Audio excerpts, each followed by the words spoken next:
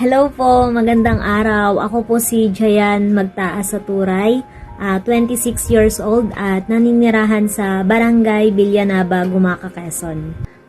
Dati po akong may PCOS, pero matagal ko nang kilala ang First Vita Plus, pero never pa akong nakapag-try ng product nila. Pero dahil nakilala ko si Kuya Arky Absulio, ka-churchmate ko po siya, nirecommend niya sa akin ang First Vita Plus Melon. So, nung una, nagdo-doubt ako, pero later on, tinry ko na din siya. Nag-take po ako ng Vita Plus Melon sa loob ng 5 buwan. Naka-3 box lang po ako at umiinom ako nito sa umaga sa gabi. Minsan, pag nakakalimutan kong uminom sa umaga, sa gabi ako nagtitake. Nakakadalawang sachet lang ako sa loob ng isang araw. Pero minsan, nakakaisa lang.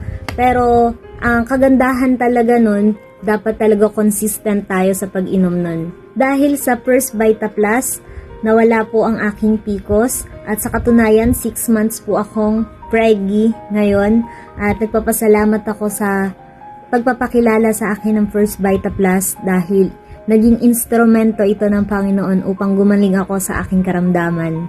At kung ikaw ay katulad kong may bukol sa matres o may PCOS, try mo na din, walang mawawala. Dati kasi hindi talaga ako naniniwala sa mga ganito. Pero nung nasubukan ko, ako ang isa sa nagpapatunay na sobrang nakatulong sa akin ang First Vita Plus Melon. At sigurado ako na isa ka rin sa matutulungan nito.